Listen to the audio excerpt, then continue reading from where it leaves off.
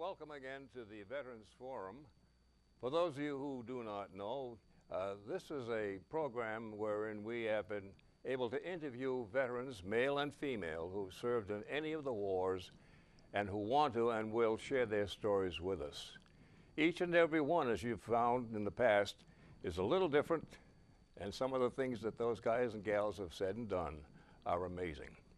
Today is the 24th of April. We're here at the studios of Pittsfield Community Television. Our guest in the morning was Stephen Peters. I'll introduce him, as I have done, and then let him tell you who he is. Steve, we welcome you, and would you pronounce your name and so forth, and spell your last name for the record? Stephen Peters, and it's P-E-T-E-R-S, Peters. Good deal. We thank you. Okay, now, branch of service, active duty dates, if you will. I was in the United States Air Force, and I was on active duty from 1968 through 1973.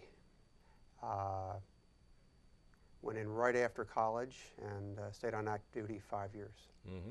And then you did reserve time too, didn't you? Then after graduate school, I went back in the reserves for 6 or 7 years and enjoyed that as well. Good. And your rank at retirement, I believe it says major, is that correct? Yep, I am a major. Good deal, sir. So okay. I was a captain. Last rank during active duty was captain, and then a major while I was in the reserves. Good.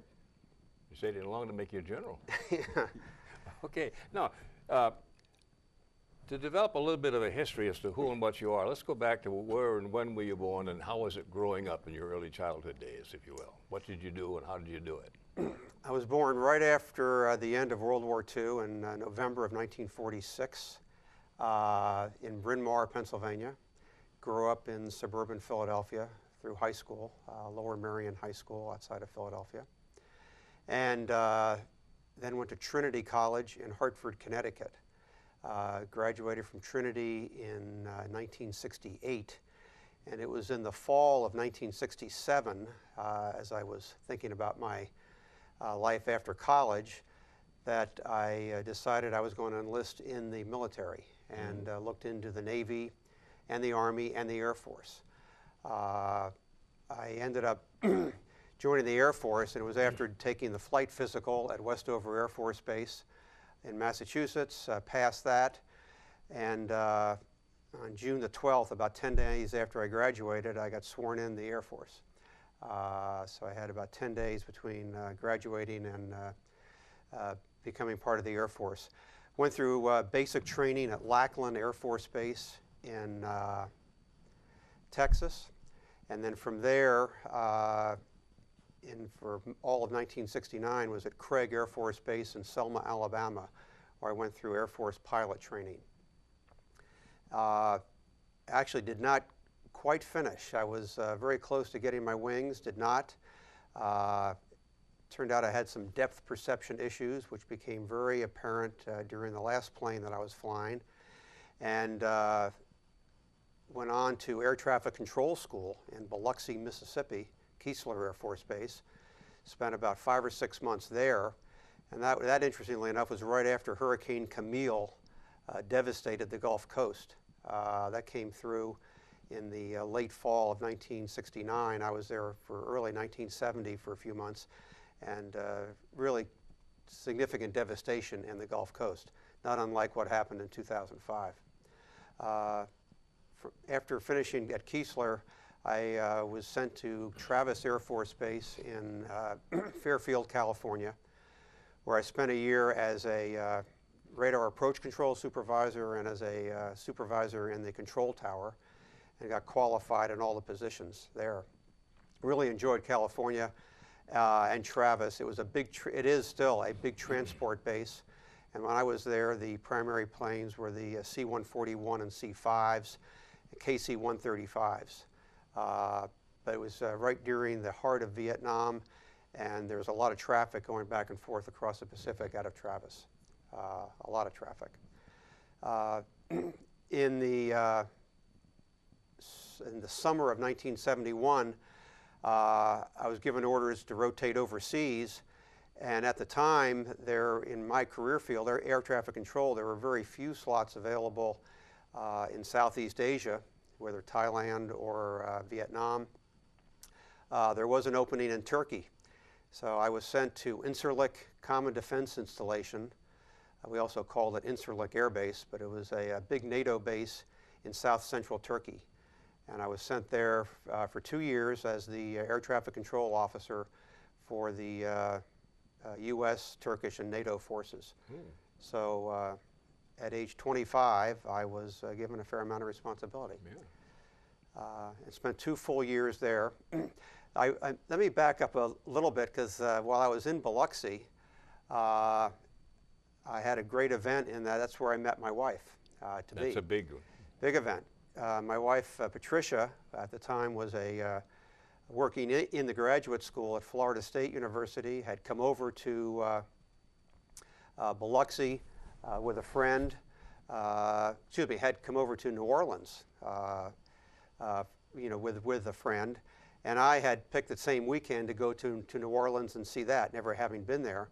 And that's where we met. And about a year later, we were married. And within 2 months or 3 months after we were married, we got sent overseas. So our first. Did she go with you? Yeah. So the first 2 years of marriage were in Adana, Turkey, which is where Incirlik Air Base is located. And a wonderful experience. We had a great time. Our first child was born over there. He's now 36, and he's a. They old fast, don't they? They do. They sure do. But so that was an interesting part of my experience at Keesler.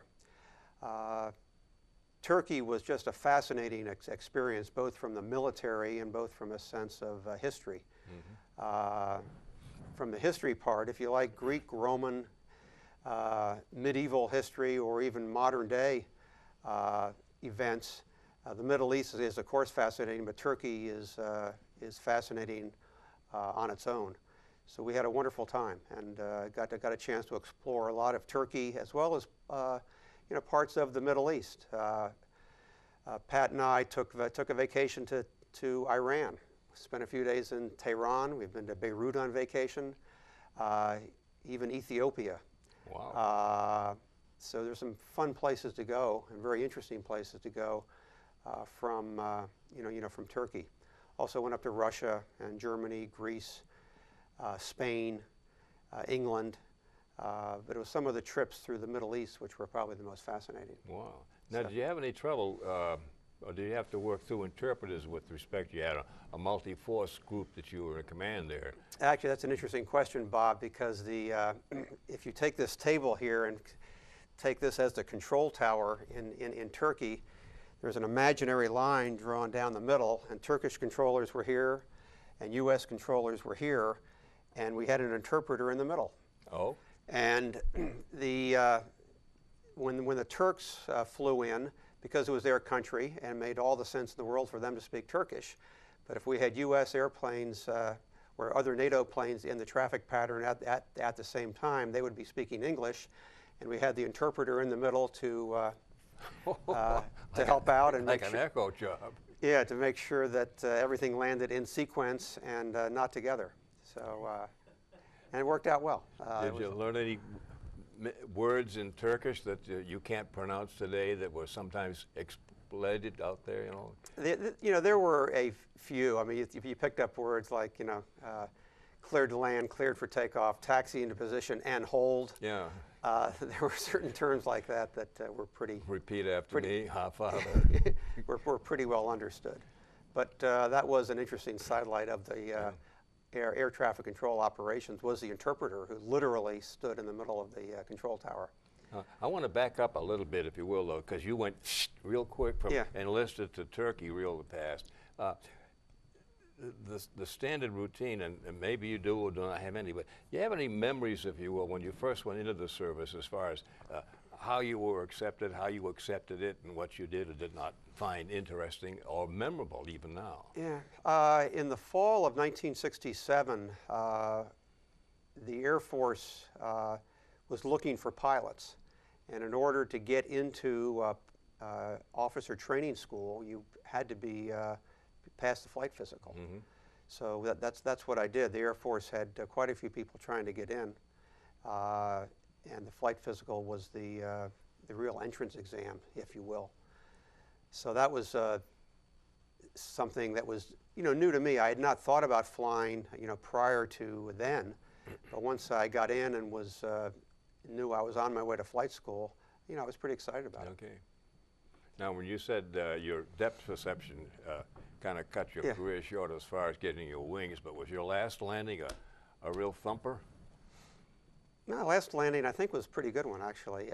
You walked away from it, I know. It had to be good. Yeah, the last airplane I was flying is the T38, still in operation, and it's a supersonic center thrust twin engine fighter, and just a lot of fun to fly.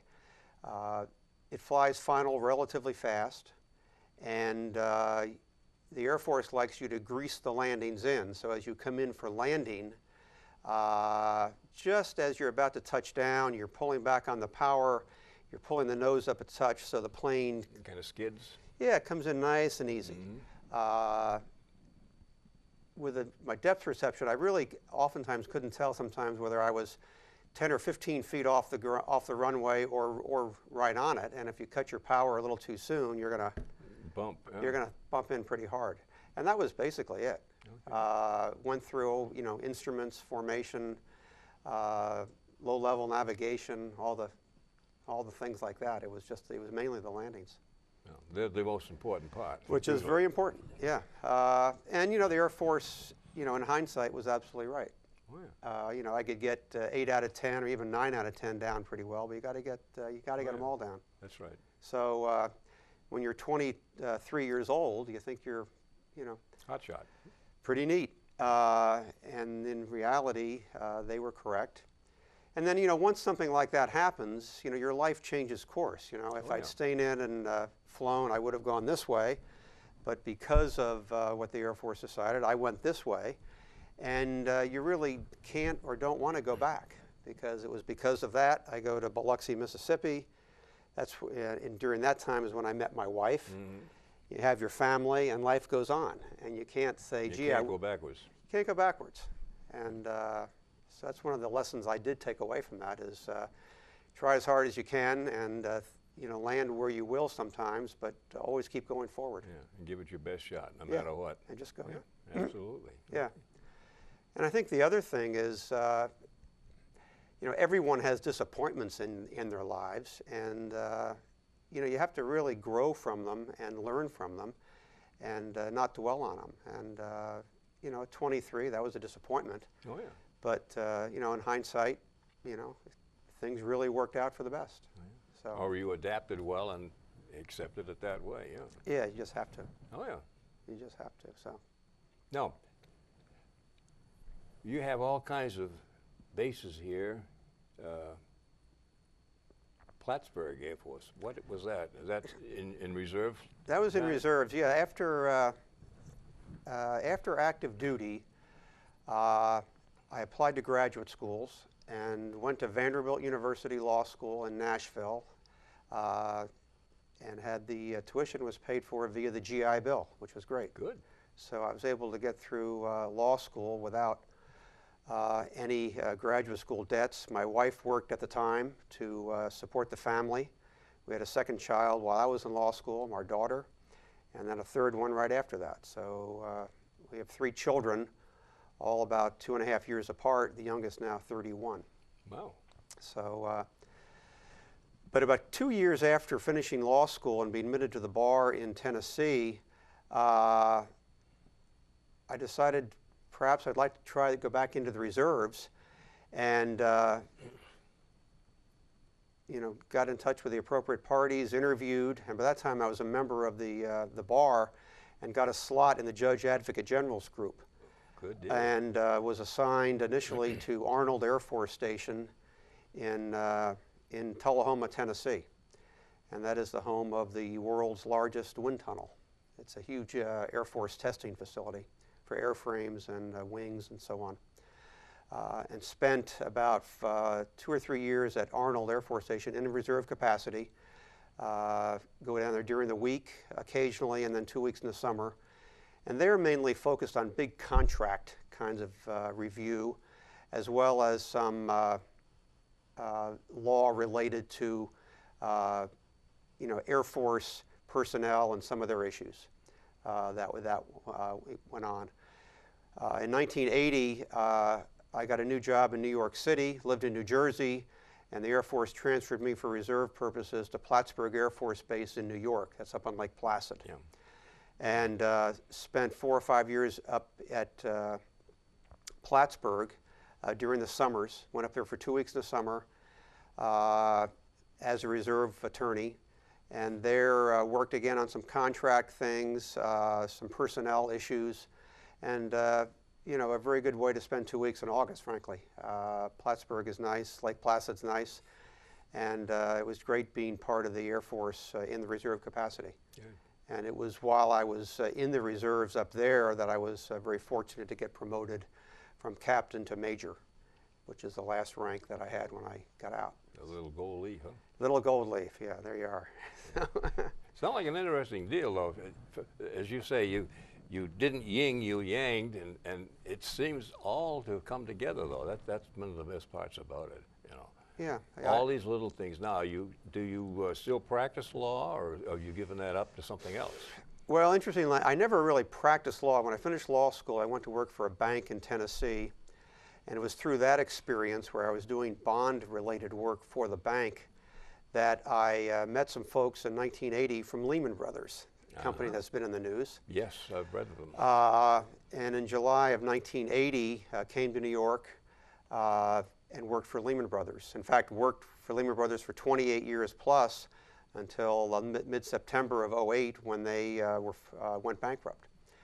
So it was a great experience at Lehman. I did not practice law. I was involved in bond financing, working with state and municipal governments and utilities as they raised money for capital expenditures for roads, airports, sewers, power plants, whatever. All the infrastructure stuff. All the infrastructure stuff. It's nuts and bolts, to say the least. And I'm still doing that now because the group that I was with at Lehman was fortunate in our entirety. We were hired by Barclays Capital, part of the big British bank, Barclays. Mm-hmm.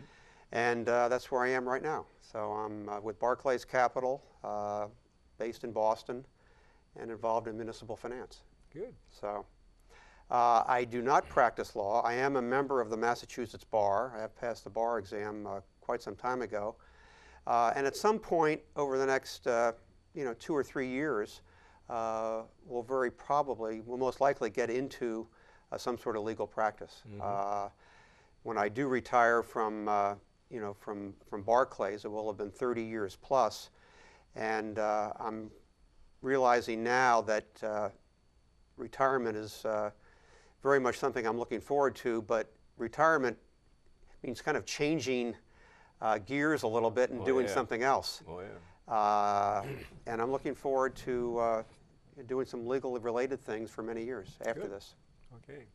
A lot of the stuff that, interrupting a bit, but you'll find, as I have, if you're retired, you're busier than when you were, quote, gainfully employed, because now you have the opportunity to do a lot of the things that I wonder what's behind that door. And if this thing gets in the way, you can get in all kinds of fun and volunteering for all kinds of stuff with that, it really works out. Now, we've done a very quick job here, but I'd like to, if you will, did you do any work with respect to those old things called propeller-driven planes, or were you all jet stuff? You've got a couple here, I know. A couple photos here. No, when the Air Force, today, as you start pilot training,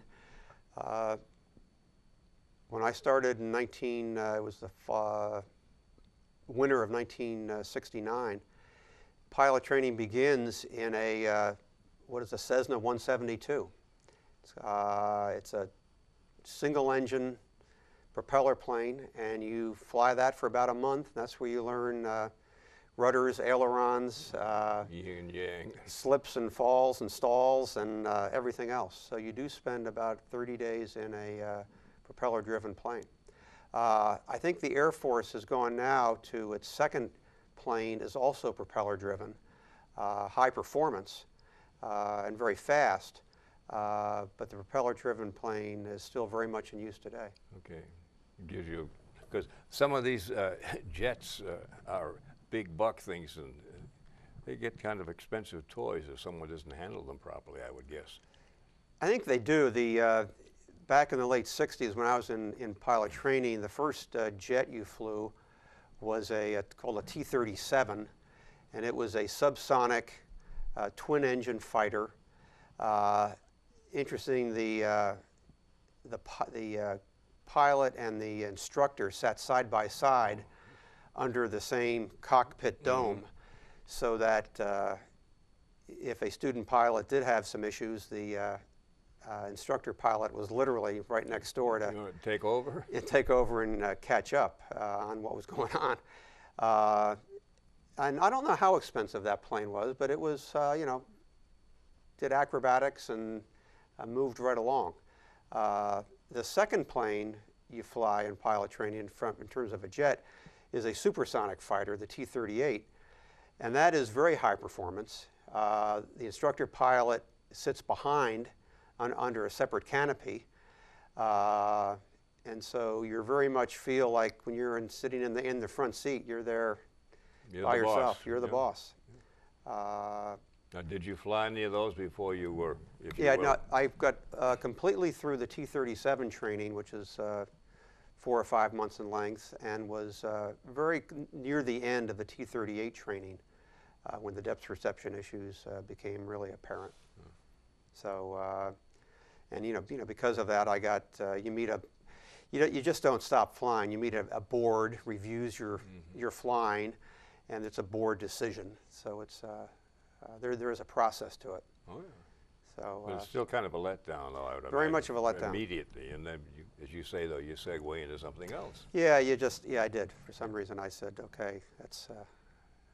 I'm disappointed, but I enjoyed the air traffic control, and I was seeing interesting places. No, it's a job that had to be done, and you had to know what's going on there. That's probably more hectic if you got 9 or 10 different ships coming out, circling in the pattern. You got to know when to pull them in and when to let them off. Yeah, the air traffic control in the military is, I found exciting. You had things have gotten much more modern today, but the biggest challenge in the Air Force, especially at a fighter base, is the different types of aircraft that may be on final or coming into final at the same time, and the different airspeeds. When we were at Travis Air Force Base in California, it was primarily heavier planes, tankers or transports, and they would fly final at similar speeds, not exact speeds, but you could keep your spacing pretty well, whether it was 3, 4, 5 miles apart on final, without too much trouble. You get to a fighter base, and you're going to have, at the time I was in Incirlik, you had Turkish Air Force F-5s, which is the fighter version of the T-38. You had U.S. Air Force F-4s.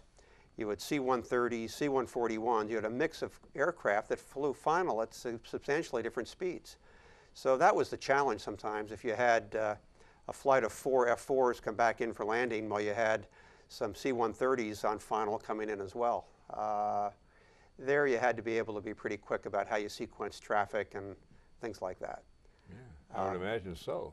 Yeah, and it was, and generally when a fighter comes back into the traffic pattern, having been out for a couple of hours, they basically need to land relatively quickly. Fuel out gets, of juice.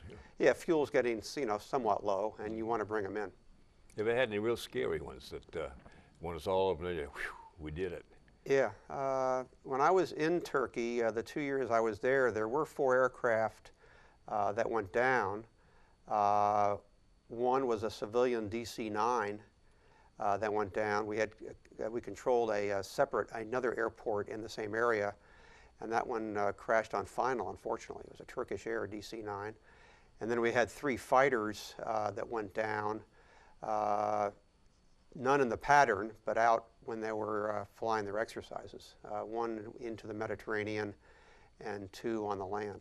So it's, when you're 25 and 26, it's pretty sobering when things like that happen and you're... Did you ever have to sit in the interpreter spot, and, if you will, left and right, and try to control them that way? I never did that, no. When there was a major NATO exercise, which the base would host occasionally, everything was pretty much done in English. It was during the day-to-day, where the Turkish Air Force was in, or the U.S. Air Force, where we had the interpretation, you know, the interpreter. That must have been fun. Yeah. Yeah. I'd like to take a second. Yeah. Carol, could you give us a good picture here so that Steve can give us some idea what these little were? This is the T38 made by Northrop, and it is at the time the primary trainer for the advanced pilot training. And okay, it's good. And the student pilot would sit up front right here, if you can see that, and the instructor would be in the back. It was still is a great plane. And you're the boss out in front. Well, you think so. Yeah, okay. Somebody has to do it. Here's another little jewel. Can you see this one, please? This is the plane is the A37, which is the attack version of the T37. The training version of this would be absent the fuel pods on the wings and the bombs underneath the wings. And this was the first trainer you flew as a jet. And again, it was subsonic, acrobatic, and you can see it has a bigger wingspan, so it was a little more forgiving on final. Great. Well,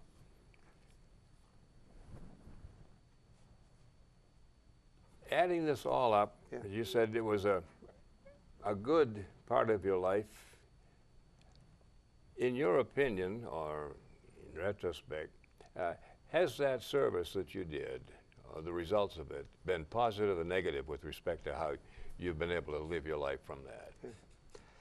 Well, definitely positive. And anytime you're in the military, you're at risk, and people have different types of experiences, and we know the full gamut of them. But from personally, when I went on active duty at age 21, I was not ready to go back to graduate school or ready to do other things, and I was very interested in going into the military. My grandfather had fought in World War I, my father had fought in World War II, and I really wanted to be a part of the military, and was delighted to be in the Air Force. I think the lessons you learn in the Air Force, at least I learned in the Air Force, were just invaluable, and it's basic living experiences, getting along with people, attention to detail, particularly when I was overseas and managing about 25 to 30 people. It was just human nature kinds of things. And there are lessons you took away from that that I use in business today. So I found it very, very valuable. Good. And delighted I did it, and happy to have been a part of the military. Good. Now, would you, if you will, have some words of wisdom to some of the guys that may be deciding they will or will not join us? Would you recommend that they join any particular branch or just the service itself? Yeah. I would recommend, if you're coming out of high school or coming out of college and really want a different experience, I would look hard at the military. There are a variety of things you can do, and if you have a special interest, you can focus on a branch of service that may offer that. One of my sons speaks a couple of languages, and if he were interested, the military offers great language programs and has a need for people with language skills. If you're interested in flying airplanes, clearly the Air Force or the Navy offer great opportunities. Another branch of service that I considered is the Coast Guard. Coast Guard offers the same thing, great opportunities. You can fly, you can be on a ship, do some great things. So I would say you have to have some sense maybe of what you want to do, but if you really just want to be in the military and be on the ground, be in the infantry, that's great. Two of my nephews went in the Army after college and went through artillery school at Fort Sill, and one was in Gulf War I and one was in Gulf War II as artillery officers, and they just loved it. And they're both off active duty now and doing very well in civilian life. Good. So I would say, yeah, take a hard look. It's fun. Amen. Yep. This has been short and sweet, but as man says, I thank you My pleasure. for your service. You're quite welcome. Well, that's a wrap, folks. Short and sweet, maybe. But again, it's another example of the people who have done their job coming to share it with us and giving you their opinion, good or bad. Most of the time it's positive as to what is happening to you. So please, if you are on the cusp, as we call it, give it a real serious thought. But more important, if you are a veteran, male or female, and have a story to tell, we would like to help share it with you. Come and see us, if you will. Bob Stevens saying thank you. Goodbye.